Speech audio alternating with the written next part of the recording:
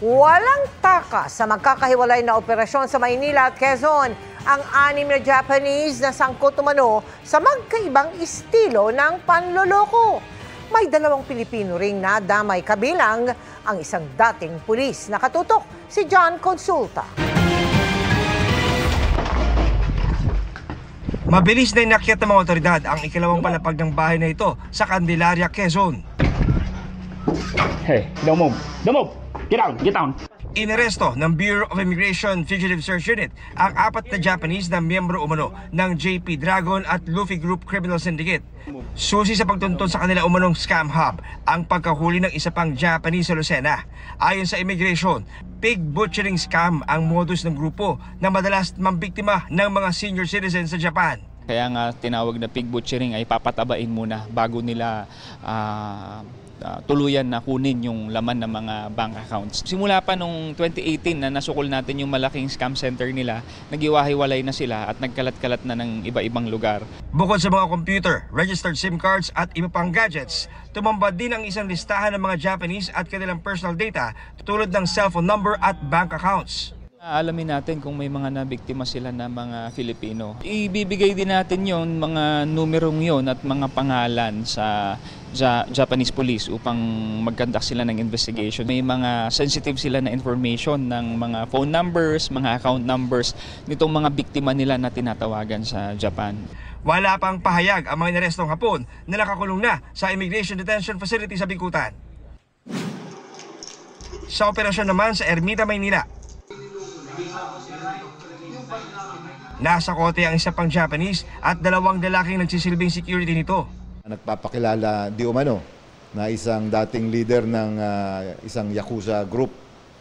Kasama na ang 2 Pilipino na parang mga enforcers niya. Nananakot sa kanila at nangingikil.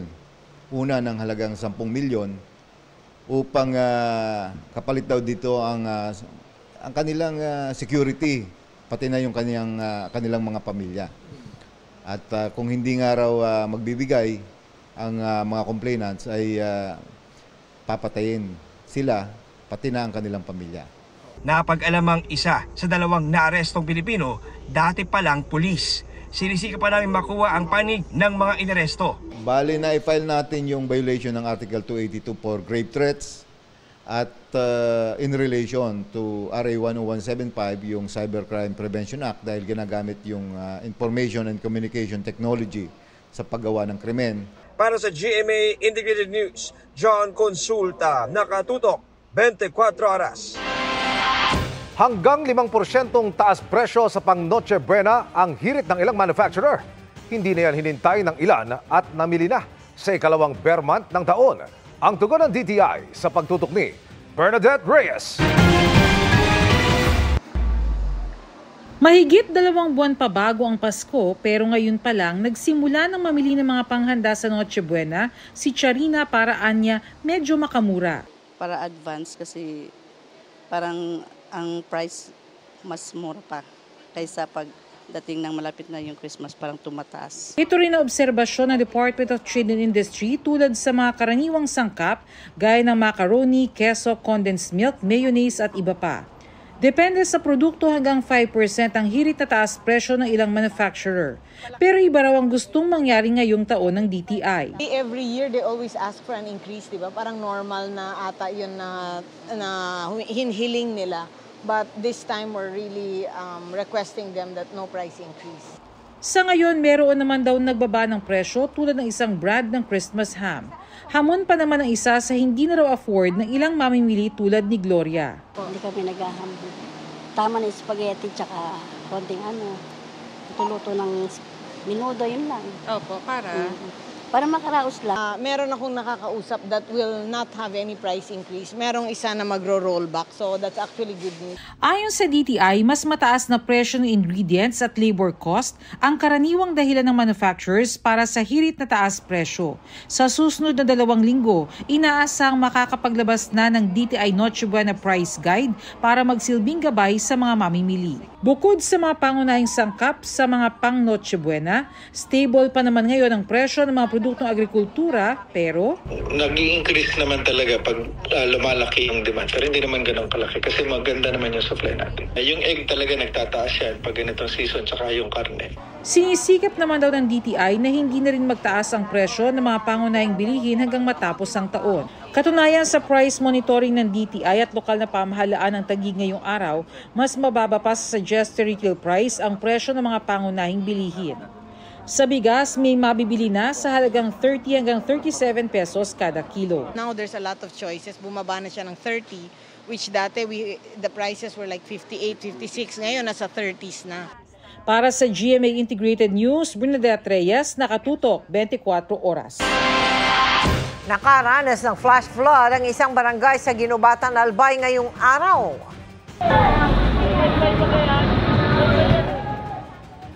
Sa gitna ng rumagasang baha, nagtulungan na ang ilang residente sa pagtutulak ng pick-up na ito. May ilang bahay ring nalubog sa mataas na tubig. Sa Maguindanao del Norte naman, halos 100 pamilyang binaha sa isang barangay. Pinasok din ng tubig ang ilang bahay kaya may mga pamilyang inilikas. Ayon sa mga residente, bukod sa high tide, nakaranas din sila ng malakas na ulan kahapon. Problema rin ang baha sa isang barangay sa Zamboanga City. Ang isang lalaki sinakay ng kanyang anak sa palanggana.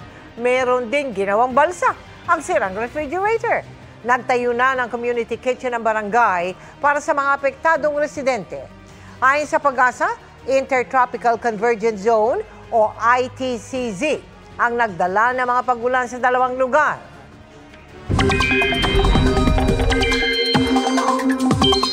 Mga kapuso, nasa loob na ng Philippine Area of Responsibility ang ika-17 bagyo sa bansa ngayong taon na Tropical Storm Kedan. Ayon sa Pag-asa, hulig na mataan ang bagyong Kedan sa layong 1,375 kilometers east-northeast ng extreme of the Luzon. Patuloy itong kumikilos ng pa-north-northwestward at posibleng bukas ng madaling araw ay lumabas na sa PAR. Dahil nasa dulo ng PAR, wala itong inaasahang direktang epekto sa bansa. Pero magdala pa rin po ng payong dahil uulanin pa rin ang maraming lugar dahil sa iba't ibang weather system. Isa na riyan ang low pressure area sa West Philippine Sea na nagpapaulan sa Calabarzon, Mimaropa at Metro Manila. Ang trough naman ito ang nagpapaulan sa Bicol Region. Sabi ng Pag-asa, mababa ang tsansa maging bagyo ang LPA pero patuloy naman tabay sa updates. Samantala, southwesterly wind flow naman ang nagdadala ng kaulapan sa Visayas at Mindanao, habang northeasterly wind flow ang nagdadala ng pabugso-bugsong hangin at may hinang pag-ulan sa extreme north Luzon. Batay sa datos ng Metro Weather, halos buong Luzon ang may tsansang ulanin bukas mula po tanghali hanggang hapon. Posible ang malalakas hanggang matitinding ulan sa maraming lugar kaya mag-ingat sa banta ng pagbaha at pagguho ng lupa. Sa Visayas, umaga pa lamang, may tsansa ng ulanin ang ilang bahagi ng Western Visayas, Negros Island Region, Bohol at Eastern Visayas. Pagdating ng hapon, mas marami ng lugar ang may tsansang ulanin at posible ang heavy rainfall sa ilang lugar. Sa Mindanao naman, kalat-kalat na pag-ulan ang inaasahan. Mag-ingat pa rin dahil posible ang malalakas na ulan, lalo na sa Zamboanga Peninsula. Sa Metro Manila, maulang panahon pa rin ang inaasahan bukas at posibleng maranasan yan hanggang gabi. Mas mabagsik na Metena ang nagbabalik sa Lereo dahil dalawang makapangyarihang sandata ang napasakamay niya. Bago naman makaharap ni Metena ang New Gen Sangre, may pagsubok muna silang haharapin. Makichika kay Aubrey Carampel. Oo! Buhay ang inyong gera!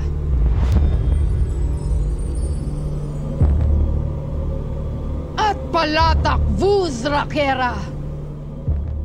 Nagbalik na si Kera Mitena with her new look, pero tila pareho pa rin ang bagsik at galit. Maraming nagulat sa episode kagabi dahil ang parusa sanang kakaharapin niya mula kay Zaur,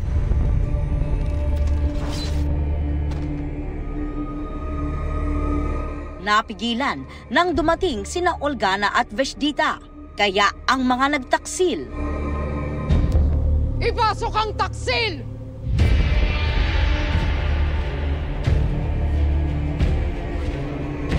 Pinarusahan ng mas malakas at mas makapangyarihan na Kera dahil bukod sa setro mula kay Ether, Hawak na rin niya ang sandata na kabilan ng mga mandirigma mula sa tribo ng Adyantao. Nyeha, hindi ako magpapatalo. Kaya sa pagbabalik ng ni Metena, she will actually have a more internal journey. Mas marami na siyang matututunan about herself, about sa past niya. Ayun nga, magiging emotional yung journey ni Metena moving forward. So kung dati ang nakikita natin sa kanya galit, ngayon mas marami na tayong makikitang mga palo ng emotions. Para kay Rian, ang pagganap as Metena, isa sa kanyang greatest blessing na ipinagpapasalamat niya. Nitong October 3, nag-celebrate ng kanyang 35th birthday si Rian. Nagkataon nga raw na sa kanyang mismong birthday ay nagbalik naman siya sa taping para sa pagpapatuloy ng Encantadia Chronicles Sangre, kung saan sinorpresa siya ng kanyang co-stars at production team. I spent my birthday on the set of Sangre and sinorpresa nila ako with cake, flowers. Ang pagmamahal ko sa character ko na si Metena, talagang there's something about doing the role that feels like home na din to me. So my first day back on set, which was my birthday gift, was so, it felt natural. Tama ang aking kutob kung bakit tayo dinala ng Ada rito. Samantala, nakabalik na sa Encantadia ang mga Sangre na hawak na ang kani-kanilang mga brilyante, na nagbalik na rin ang mga kapangyarihan.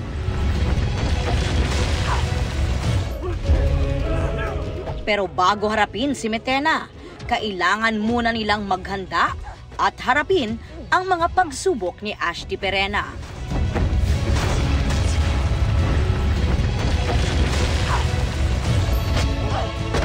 Aubrey Carampel, updated sa Showbiz Happenings. Niyanig ng magnitude 4.4 na lindol ang hilagang silangan ng Pugo, La Union na naramdaman din hanggang sa Pangasinan at Benguet. Sa Baguio, may mga estudyante na hilo, hinimatay o nagpanik. Nakatutok si Darlene Kai. Pasado 10:00 ng umaga, nang maramdaman ang magnitude 4.4 na lindol sa Baguio City, ang ilang residente nagmamadaling lumabas. Gayon din ang mga estudyante ng Baguio City National High School kanina. Kinailangan silang respondehan ng isang ambulansya dahil sa mga estudyanteng nahilo o nawalan ng malay. Ang dami pong mga bata dito, ang mga inimatay. Ang bilang ko kanina ay umabot na ng mga 20. May napansin ding malaking crack sa entrance ng paaralan. Ang inyo po nakikita, yan po yung crack.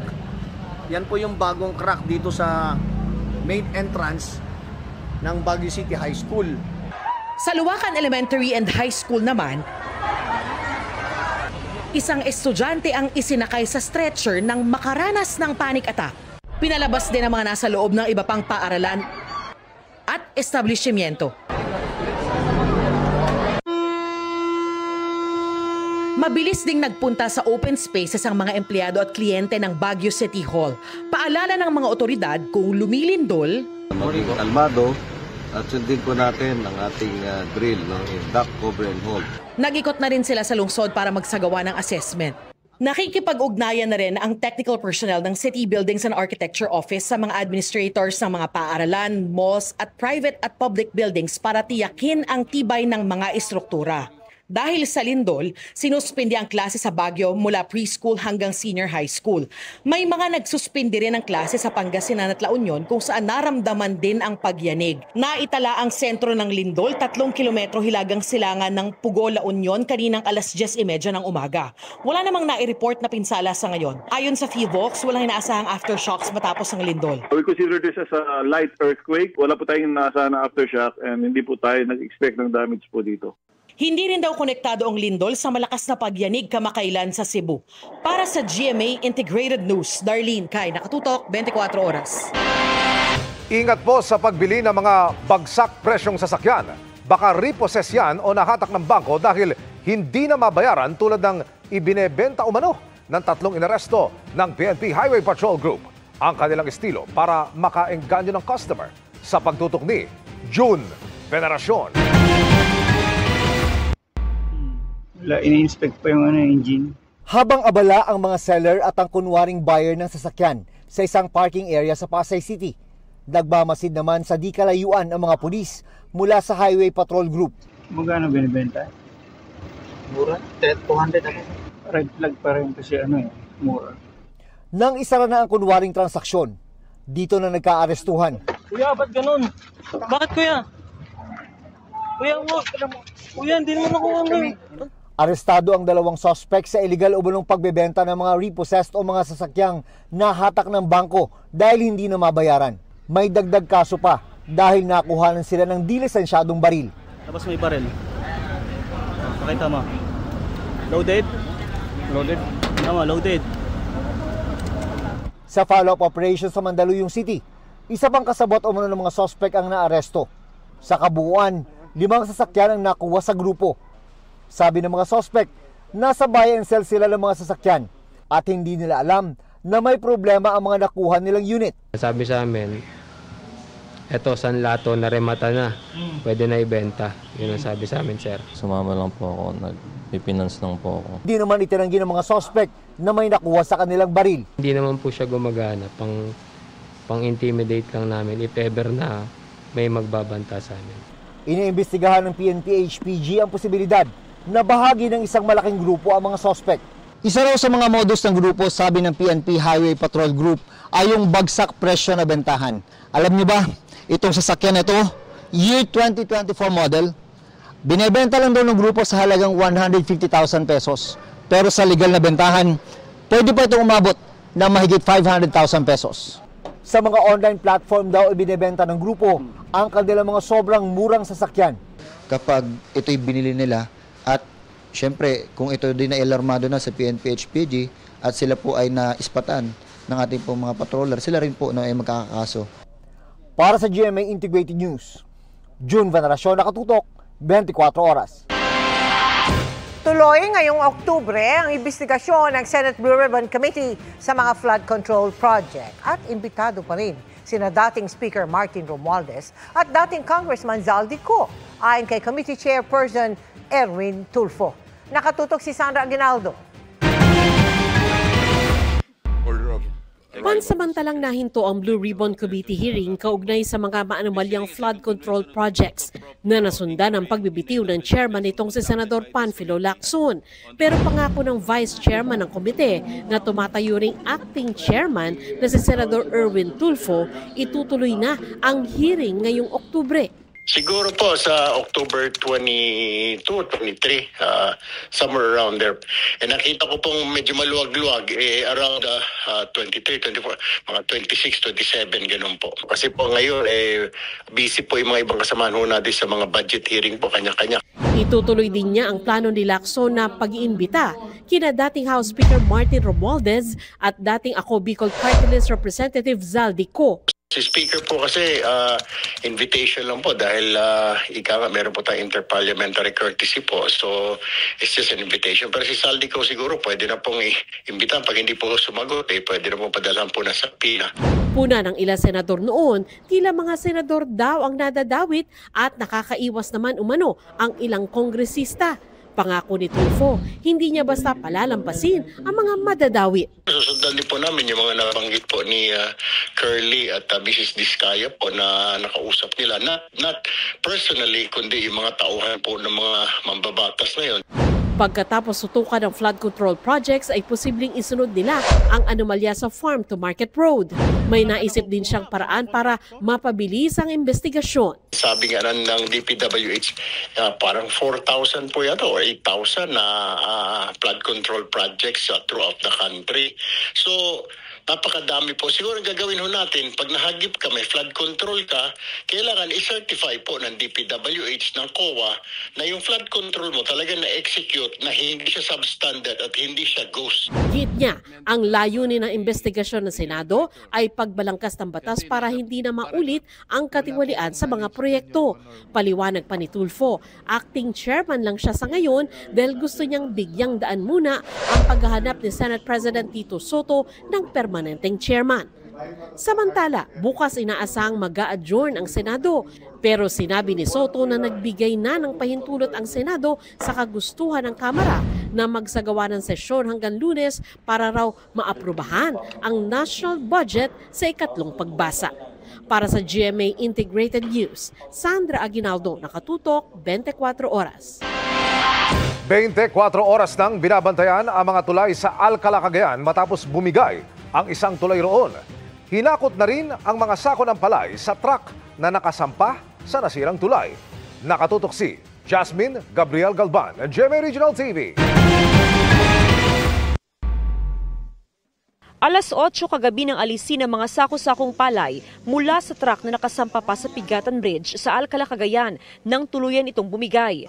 Pinayagan sila, lalo't may pangambang hindi na maibenta ang mga palay na nagsimula ng sumibol sa loob ng sako. Wala na ma'am, masira na yan ma'am, bulok na rin, nabubulok na rin. Pero okay pa naman kung mabilad sa may bigas.